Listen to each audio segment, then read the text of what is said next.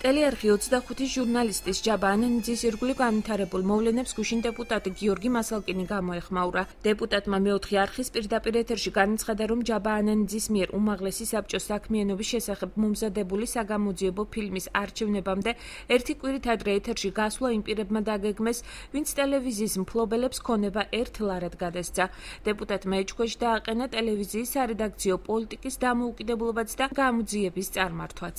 მე ყოველთვის მექნება ელურული ეჭვი, რომ ეს ტელევიზია არ არის ბოლომდე თავისუფალი. სანამ ბატონი ჯაბა ჩაატარებს კიდევ ერთხელ გამოძიებას არ ჩაატარებს, თუნდაც ანალიტიკურ გადაცემას არ მიუძღვნის, რატომ გადასვლა 25 მილიონზე მეტი ღირებულების ქონება. მე ელურული ეჭვი, რომ სარედაქციო პოლიტიკა სწორედ გააშვებინა ეს ფილმი ერთი კვირით ადრე. გააშვებინა ვინ, ბატონო გიორგი? თქვით მაგრამ გააშვებინა ვინ?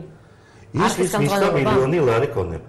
ეს არის ჩვენსკენ თითის გამოშვერა, როცა თავად არ რეაგირებენ, აცხადებს ჟურნალისტი ჯაბა ანენიძე.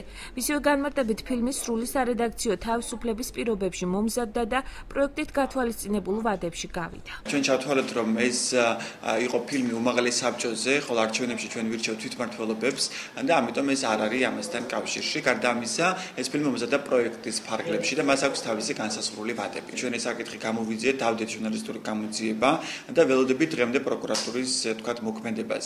და ის რომ ახალი ხელისუფლების პირობებში პროკურატურა არ მოქმედებს და არ დადო ზუსტი შედეგი თუ რა მოხდა ამ შემთხვევაში და ამას გიორგი მასალკინი და გვაბრალებს ისევ ჩვენ, ეს არის მინიმუმ თქვათ პოლიტიკური პასუხისმგებლობა, თქვათ მისგან თითის გამოშვერა ისევ ჟურნალისტებისგან, როცა თავად ხელისუფლება არ მოქმედებს. ბრალდებებს დღეს არხის ხელმძღვანელიც გამოეხმაურა. გია სურმანიძე ერთ ლარად ქონების გადაცემის ფაქტით აპელირებას წინასაარჩევნო მანიპულაციად აფასებს. მისივე განმარტებით ამ საქმის დროული გამოძიება უპირველეს ყოვლისა მის ინტერესებში შედის.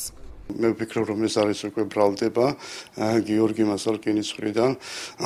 პრინციპში ეს არა მხოლოდ გიორგი მასალკინის აზრია, ეს არის ხელისუფლების აზრი. მოთხოვნა მქონდა პროკურატურის მხრივ, რომ ეს გამოძიება რაღაც ჩარჩოში ჩამჯდარიყო და რაღაც დასკვნა დაიდო. არ აწყობთ, რომ ეს საქმე ბოლომდე მიიყვანონ და ყოველთვის ეს იქნება არჩევნების წინა პერიოდი, ან როდესაც დასჭირდება, რომ ხელისუფლებამ რაღაცა ზეწოლა მოახდინოს, ყოველთვის ამ თემას წევს წინ. ჟურნალისტური საგამოძიებო ფილმი, რომელიც ფონდ ღია საზოგადოება საქართველოს მხარდაჭერით მომზადდა, გია მასალკინის აზრით ნაციონალური მოძრაობის მიერ დაიგეგმა და ეთერშიც არჩევნებამდე ერთი კვირით ადრე აღნიშნული პარტიის დაკვეთით მოხდა. საგამოძიებო ფილმის რედაქტორი განცხადებას უპასუხისმგებლოდ აფასებს.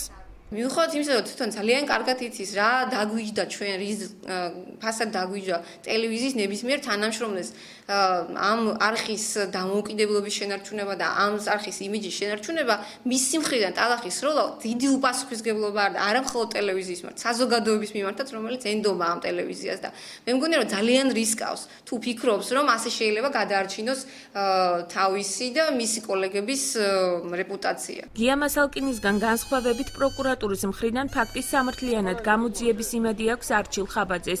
მედია ვასაძეს გადაწყვეტილებას სწრაფად აქვს მისაღები. უხერხულ მდგომარეობაში რომ არ აღმოჩნდნენ პროკურატურა და საზოგადოება, ამბობს აჭარის მთავრობის თავმჯდომარე. ქალბატონ მედიას გადაწყვეტილება მისაღები აქვს და მე ვფიქრობ, რომ ის უნდა მიიღოს სწრაფად და თვითონ უნდა მიიღოს და უნდა ჩააყენოს უხერხულობაში არც პროკურატურა, არც პარტია და არც საზოგადოება ზოგადად.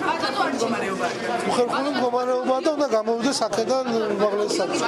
აჭარის უმაღლესი საბჭოს თავმჯდომარემ საკითხთან დაკავშირებით კომენტარი არც დღეს გააკეთა და განაცხადა, რომ ამის არც განწყობა და არც საშუალება აქვს.